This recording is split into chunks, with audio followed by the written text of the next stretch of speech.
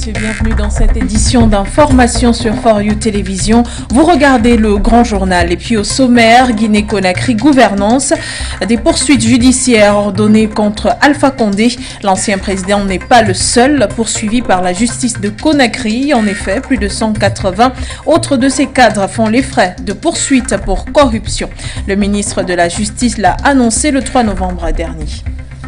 Toujours en une de cette édition d'information, d'une Guinée à l'autre, on parle de Guinée équatoriale, fermeture des frontières, lancement de la campagne électorale. À Malabo, l'heure est aux campagnes présidentielles, législatives, sénatoriales et municipales qui se tiendront le 20 novembre, dont le scrutin se tiendra le 20 novembre 2022. Le président Teodoro Obiang-Nguema Mbazogo est candidat à sa propre succession pour un 6e mandat. Les frontières ont été fermées pour éviter les troubles durant le scrutin.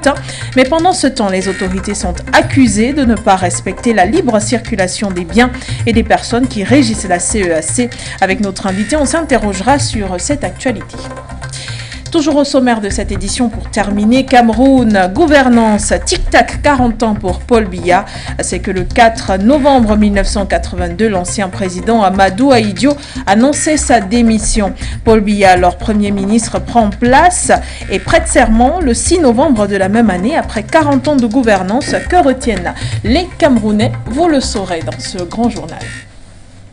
Mesdames, Messieurs, bienvenue à tous sur For You Media Africa. Vous nous regardez, vous nous écoutez sur For You Radio 96.3 FM.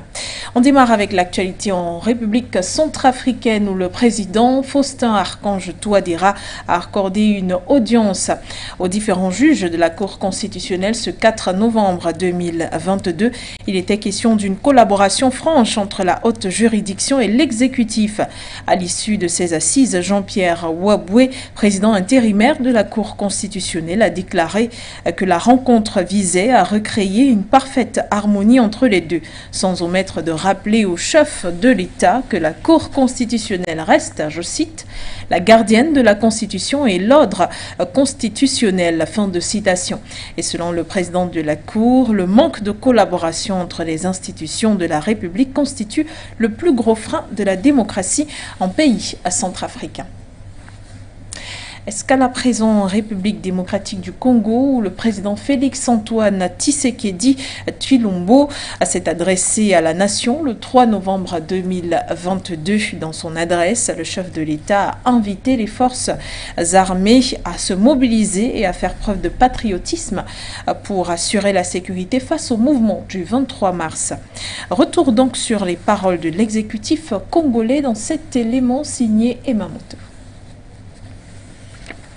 Le président de la République démocratique du Congo, Félix-Antoine Tshisekedi, s'est adressé à la nation le jeudi 2 novembre sur la situation sécuritaire du pays, occupé par les rebelles du M23, soutenus en hommes et en logistique par le Rwanda. Félix Tshisekedi exhorte la générosité de tous les Congolais à accompagner le gouvernement à venir en aide à ces déplacés qui fuient les affres de la guerre. Nos agresseurs occupent certaines localités dans le territoire de Rutshuru, occasionnant ainsi un drame humanitaire avec plus de 200 000 compatriotes forcés de fuir les affres terroristes dans les zones de combat. Ils se retrouvent en dehors de chez eux, sans logis, sans nourriture et sans soins. Des instructions précises ont été données au gouvernement pour leur rassemblement et leur prise en charge. Au-delà de ces efforts, j'en appelle à un élan général de solidarité pour alléger leur fardeau.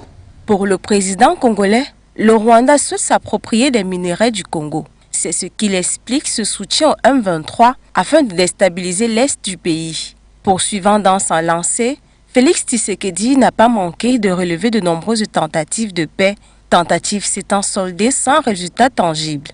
Dans le même discours, le président congolais a par ailleurs appelé tous les soldats à se mobiliser et faire preuve de patriotisme pour assurer la sécurité des Congolais et invite la jeunesse à plus de vigilance afin d'assurer l'accompagnement des forces de défense dans l'accomplissement de leur mission. À vous, nos vaillants soldats, vous qui avez pris l'engagement de servir sous le drapeau, je vous invite ici au sens élevé du patriotisme en ce temps particulièrement exceptionnel de notre histoire, de défendre notre pays, de protéger l'intégrité de son territoire et d'assurer la sécurité des Congolaises et des Congolais contre toute agression ou attaque d'où qu'elle vienne. À vous, mes très chers compatriotes, la guerre qui nous est imposée par nos voisins exige de chacun de nous des sacrifices. C'est le moment de taire nos divergences politiques pour défendre tous rassemblés notre mère patrie. Notre histoire et notre marche commune ont sans cesse démontré que, loin de s'effondrer, notre nation et son peuple ont toujours relevé ce genre de défi et nous en sommes toujours sortis victorieux. Restons tous unis et solidaires derrière nos forces de défense et de sécurité. La nation a besoin de l'engagement de toutes ses filles et de tous ses fils. Je vous appelle à ne pas céder aux propos xénophobes et autres discours de haine ou de stigmatisation des communautés rwandophones. Et on parle de justice à présent dans cette édition d'information. Nous sommes en Guinée-Conakry où l'ex-président Alpha Condé et 180 de ses anciens ministres et cadres vont être poursuivis par la justice de Conakry pour des faits de corruption présumés. L'annonce a été faite par le ministre de la Justice, Alphonse Charles Wright. C'était le 3 novembre dernier. Guinée pour plus de détails. Le gouvernement guinéen, dans sa politique de moralisation de la vie publique, s'est fixé pour objectif la lutte contre les infractions économiques et financières. Tels sont les propos de Charles Alphonse Wright, le ministre guinéen de la Justice. Dans la lettre adressée au procureur général, Alphonse Charles Wright cite nommément Alpha Condé, ancien chef de l'État renversé en 2021, ainsi que 187 autres hauts dignitaires de sa présidence, ministres, conseillers, directeurs généraux des sociétés publiques ou députés. Parmi eux, l'ancien Premier ministre Ibrahima Kassouri Fofana et une quarantaine d'anciens ministres comme Mohamed Diané à la Défense, Mamadi Camara à l'économie ou Mariama Camara au commerce. Un certain nombre de conseillers à la présidence sous le régime Condé sont également cités. Selon le ministre de la Justice, il est impératif d'ouvrir des enquêtes judiciaires pour élucider l'origine des fonds de ces différents comptes sans que cela ne porte préjudice au dégel lorsqu'il sera établi de manière contradictoire que ces comptes sont exempts de toute présomption d'enrichissement illicite. Il s'agit donc d'un nouvel épisode judiciaire en Guinée après l'ouverture le 28 septembre 2022 du procès de Moussa Dadis Camara et d'une dizaine d'anciens officiers militaires et gouvernementaux, tous mis en cause dans les massacres du 28 septembre 2009. Et justice toujours, nous sommes à présent à Dakar au Sénégal où dans l'affaire Adji Sarr qui incrimine Ousmane Sonko, sa défense plébiscite en non-lieu. C'était hier au sortir de l'audition du leader de l'opposition du Sénégal au palais de justice de Dakar où il répondait à des accusations de viol et menaces de mort. Kouetou a suivi pour nous cette actualité. Je vous propose son reportage. Face au doyen des juges au palais de justice de Dakar, Ousmane Sonko a répondu présent le 4 novembre à son audition dans l'affaire Sweet Beauty. Au moins 4 heures ont été nécessaires à Ousmane Sonko pour donner sa version des faits sur les accusations de viol et de menaces de mort portées à son encontre. Au sortir des échanges, les avocats du leader du PASTEF, les Patriotes, ont donné aux médias le pouls des échanges face aux juges. Il a répondu à toutes les questions qui lui ont été posées par le doyen des juges. Il a, comme vous l'imaginez d'ailleurs, contesté les faits et il a démonté l'accusation. Il a fourni toutes les preuves de son innocence. Dans le strict respect de la procédure judiciaire en pareille circonstance, la défense d'Ousmane Sonko espère néanmoins un non-lieu pour l'accusation de viol dans cette affaire qui n'aurait selon Ousmane Sonko pour seul objectif que de déstabiliser sa personne et amenuiser ses chances au présidentiel de 2024 à venir. Et maintenant, nous allons continuer la procédure judiciaire qui n'en est pas encore à son terme. Et c'est important de relever que le juge d'instruction n'a aujourd'hui aucun moyen de renvoyer l'affaire en jugement. Donc nous escomptons un non-lieu total par rapport à ces faits qui sont des faits inexistants, qui ont été la source d'un plan ourdi par des personnes tapis dans l'ombre qui ont voulu simplement éliminer un adversaire politique. Nonobstant l'arrestation des éléments de la garde d'Ousmane Sonko au sortir de l'audition, suite à une bagarre présumée, cette deuxième interpellation du leader de l'opposition sénégalaise a connu un calme relatif, comparativement à la première qui avait fait une dizaine de morts et plusieurs blessés. Escale à nouveau en Afrique centrale. Nous sommes au Cameroun où le 4 novembre 1982, le pays vivait un événement historique. Amadou Ahidjo, alors président de la République, annonçait sa démission. Il confiait les clés dans la foulée du pays à son premier ministre Paul Biya. Conformément à la Constitution, celui-ci prête serment 2 jours plus tard, le 6 novembre de la même année. Mais 40 ans après, que retiennent les Camerounais de la présidence de Paul Biya? Vous le verrez dans ce reportage signé Komabité. 6 novembre 1982, 6 novembre 2022. Cela fait exactement 40 ans que le président Paul Biya a accédé à la magistrature suprême, remplaçant ainsi Amadou Ahidjo, qui avait annoncé sa démission 2 jours plus tôt. Après 40 ans de gouvernance, les Camerounais donnent leurs sentiments. Ce que je peux retenir dans ce Cameroun d'aujourd'hui, c'est que, comparativement à ce qui se passe à côté de nous, c'est chez les voisins, par exemple au Tchad, en Afrique de l'Ouest, où il y a cette avalanche de coups d'État, aujourd'hui c'est tel, l'autre c'est tel jour au Cameroun, au moins, il y a une partie du Cameroun où les gens ne sont pas contents. Enfin, tous les Camerounais ne sont pas contents. Il y a quand même, il y a des coins au Cameroun où les gens manifestent leur mécontentement. Je peux dire qu'on peut retenir la paix. Parce que déjà, en Afrique centrale, il y a beaucoup de choses qui se passent et on ne retrouve pas ça au Cameroun. Comme vous pouvez constater présentement en Centrafrique et après au Tchad, il y a beaucoup de choses qui se passent là-bas, pas toujours bien.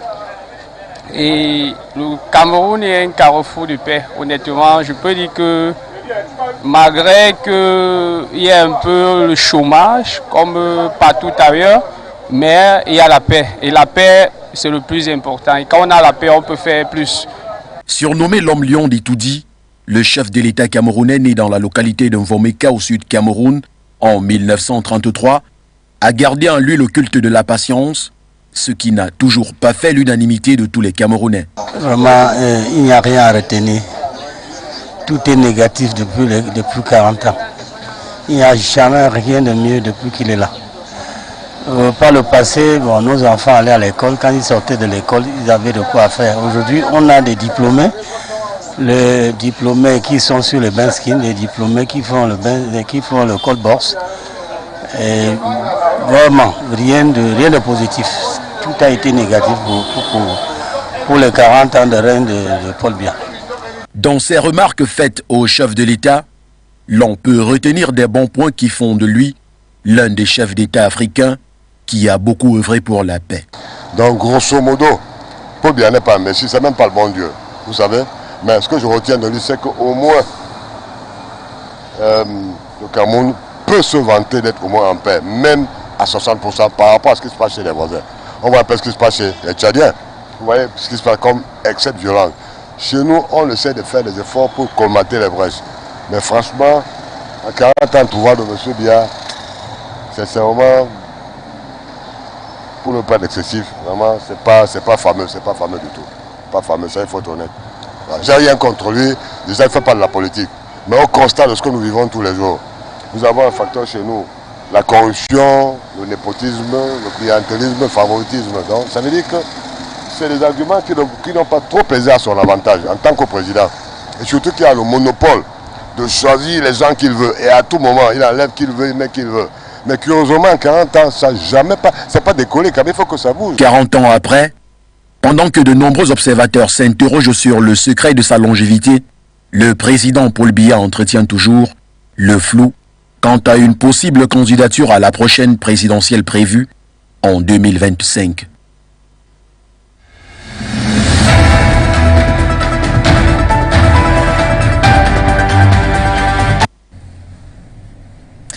reste en Afrique centrale après les avis mitigés sur la gouvernance de Paul Biya au Cameroun, arrêt en Guinée équatoriale. Pour en parler dans cette édition d'information, nous aurons notre invité.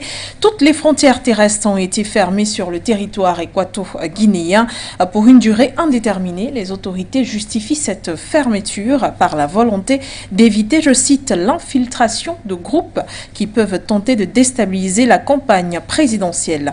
Le président Teodoro Obiang Nguema est candidat à l'élection à l'âge de 80 ans.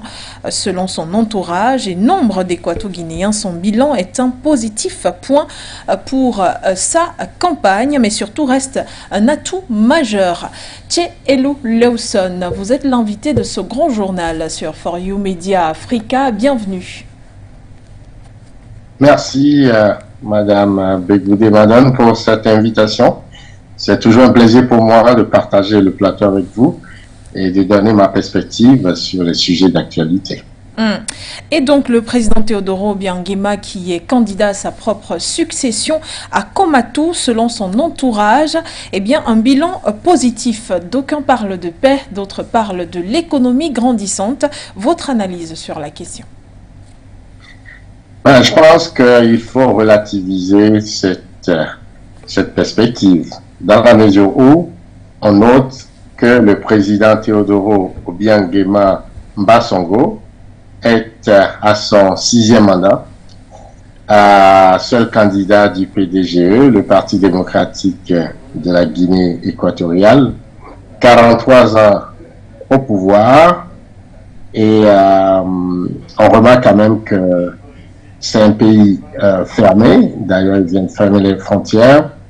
Et c'est un pays absolument autoritaire. Et son fils, d'ailleurs, disait que il faut absolument il vaut mieux un vieil ami, je le cite, un vieil ami, qu'un nouveau ami à découvrir. Donc, le président Teodoro Obiang s'inscrit dans la continuité. Mais au-delà de ça, il faut comprendre que face à lui, il y a deux adversaires. Le premier, c'est le seul parti d'ailleurs qui est autorisé en Guinée équatoriale. C'est M. André Osono Ondo. Et l'autre, M. Buenaventure Assomo, qui lui est un allié du pouvoir. Donc c'est un scrutin qui ne laisse pas aucun suspense. Et nous savons également que c'est une élection qui se passe dans des conditions assez difficiles si on doit regarder le bilan, n'est-ce pas, du régime équato-guinéen. Sur le plan économique, il est à noter que le taux de chômage est assez élevé, 67% en 2020 comparé à 43% en 2011. Donc, il y a une certaine perte de pouvoir d'achat des Équato-Guinéens. Et il faut quand même noter que c'est l'un des pays, le 3e pays exportateur du pétrole en Afrique subsaharienne. On ne peut pas comprendre qu'avec cette manne financière, ce pays soit à ce taux de pauvreté. Il faut reconnaître aussi que, toujours sur le plan économique, c'est un pays qui est souvent accusé de corruption. Le journal Wall Street parle de surtout son fils Théodorin est accusé de corruption aux États-Unis, plus de 300 millions de dollars, et également des affaires de biens mal acquis en France. Tout cela crée, je dirais, un bilan assez pas reluisant sur le plan économique. Et il faut ajouter également le côté sécuritaire de ce pays, où il y a un esprit, un climat anxiogène au cours de ces élections où les frontières étaient fermées. Et également, le régime est assez paranoïaque sur la question sécuritaire. Et donc, ajouter à cela les violations des droits de l'homme, où il y a plus de 150 personnes qui sont arrêtées. Le seul parti d'opposition, les citoyens pour l'innovation sont libérés, est en prison. ces militants sont traqués, une répression sanglante dans le pays. Bref, c'est un climat assez délétère actuellement à la veille ou au cours de cette campagne électorale. D'accord. Merci Thierry et Lawson pour ce point de vue. Mais maintenant, en ce qui concerne le respect des résolutions prises par la CEAC concernant la libre circulation des biens et des personnes, comment comprendre que Malabo soit toujours à la traîne? Où va donc la politique de Teodoro Obiangema? C'est une question absolument pertinente. Vous savez, ces traités permettent la libération de biens et services et pour permettre justement que les économies de ces pays soient assez intégrées. Mais avec cette décision de la fermeture, c'est une violation justement de ce traité et qui bloque les perspectives d'intégration économique. Et je pense que les raisons sécuritaires ont été évoquées. J'ai tout à l'heure parlé de l'esprit ou du climat anxiogène dans le pays, où il y a des rumeurs plus ou moins alarmistes de coups d'État ou d'attaques des mercenaires étrangers. Ajouter à cela la répression de la société civile et des partis politiques. Donc tout ça ne crée pas un climat d'affaires nécessaires d'intégration dans la sous-région. Nous espérons que rapidement, après ces élections-là, le gouvernement équato-guinéen va pouvoir ouvrir les frontières, respecter les accords pour permettre la libre circulation des biens et services et pour le bien des populations. Il faut aussi noter que avec la chute du coût de pétrole, eh ben, les mannes de ce pays s'amenuisent et ça s'explique d'ailleurs par cette ville capitale Ciudad de La Paz qui est devenue un éléphant blanc en plein désert là, qui est un contraste assez saisissant par rapport à la forêt équatoriale. Donc il faut vraiment que l'avenir de ce pays, c'est dans l'intégration régionale, c'est dans le respect des accords pour la libre circulation des biens et services, c'est les pratiques de la bonne gouvernance pour permettre donc le redécollage de ce pays qui est un très beau pays, un pays quand même qui regorge de beaucoup de ressources et qui fait quand même la fierté de l'Afrique en général. Merci Thierry Elou Lawson. Je rappelle que vous êtes analyste politique mais également leader du mouvement panafricain Pyramide du côté du Togo. Merci pour l'invitation et on espère quand même que les élections se passent dans de très bonnes conditions, bien que les résultats ne sont pas attendus, ne seront pas assez surprenants, mais on souhaite donc la paix pour ce pays.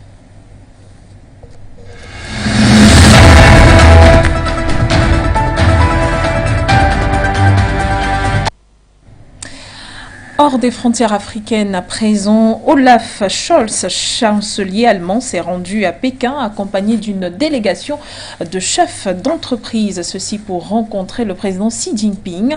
Au terme de cette rencontre entre Pékin et ce dirigeant du G7, les deux parties ont opté pour un travail mutuel sur une multitude de sujets préoccupants, lesquels sont décelés dans cet élément signé Bala.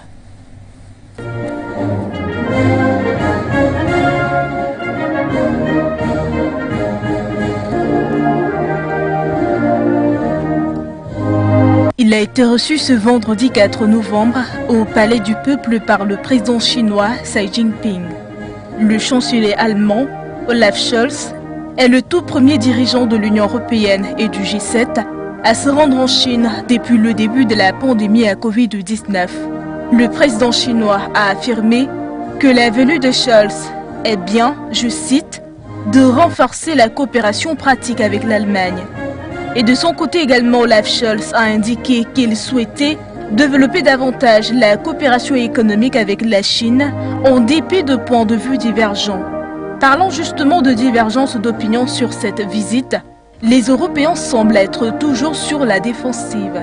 Si l'Ukraine nous a appris quelque chose, c'est que nous sommes plus forts lorsque nous agissons en Européens. Lorsque nous sommes unis, lorsque les 27 parlent ensemble d'une même voix. Et cela ne va pas se produire si Olaf Scholz se déplace de son côté pour représenter son pays. C'est vraiment regrettable. Précisons que cette visite intervient au moment où l'Union européenne envisage de réduire sa grande dépendance vis-à-vis de certains pays, comme la Chine, principalement décrite par les Européens comme partenaire mais aussi comme grand rival. Alors que l'Allemagne dit vouloir renforcer les relations entre Berlin et Pékin, certains, et même plusieurs, y voient plutôt un déplacement d'intérêt national.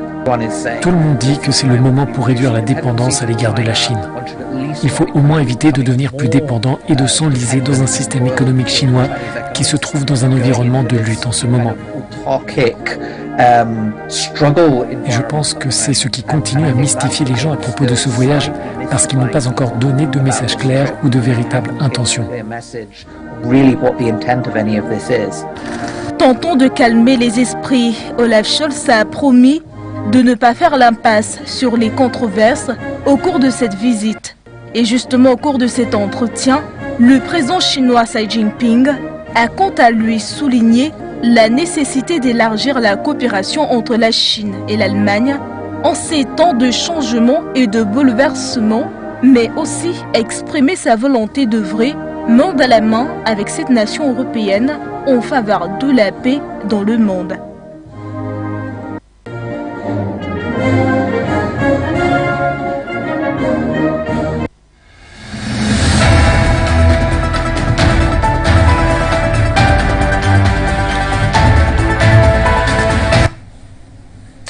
Et dans cette édition du Grand Journal, on poursuit notre dossier spécial, la Coupe du Monde Qatar 2022. Et cette fois, zoom sur le Cameroun, où 16 jours avant le lancer du kick-off, eh bien, l'incertitude plane toujours sur qui va habiller les Lions en termes d'équipementier.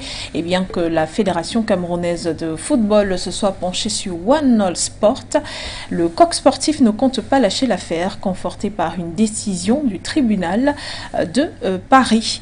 Vous verrez dans ce reportage que la FECAFOOT est appelée à respecter ses engagements vis-à-vis de l'équipement français. C'est signé Ngeni. Avec quel équipementier iront les Lions indomptables du Cameroun au Qatar? Le débat, qu'on pensait jusqu'ici clos, a soudainement refait surface. La cause à cette décision de justice rendue publique par le tribunal judiciaire de Paris. Se référant au document en question, le tribunal judiciaire de Paris a ordonné le maintien des relations contractuelles entre la société LCS International et la Fédération camerounaise de football au titre des deux contrats de partenariat équipementier et de licence inclus le 10 janvier 2022 jusqu'au terme, soit le 31 décembre 2023, peut-on lire. Une cacophonie totale à quelques jours du coup d'envoi de la Coupe du Monde et au moment où la Fédération camerounaise de football exhibe à suffisance les premières retombées de son nouveau partenariat avec l'équipementier One All Sport.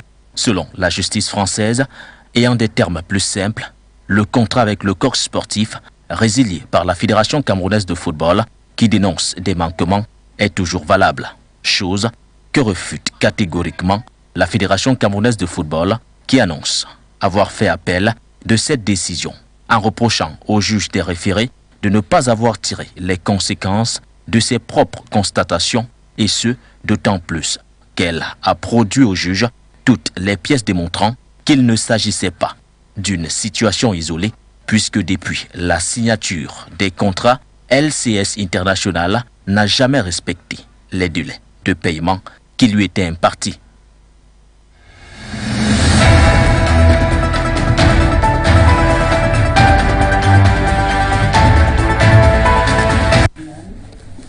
Et c'est avec cette note sportive que nous sortons de cette édition d'information. Mesdames, Messieurs, merci de nous avoir regardés. Vous pourrez regarder à nouveau cette édition d'information sur For You Media Africa, nos différentes plateformes internet. Vous nous avez écoutés sur For You Radio 96.3 FM. L'information et les programmes se poursuivent sur notre télévision. Au revoir, Addis Abeba.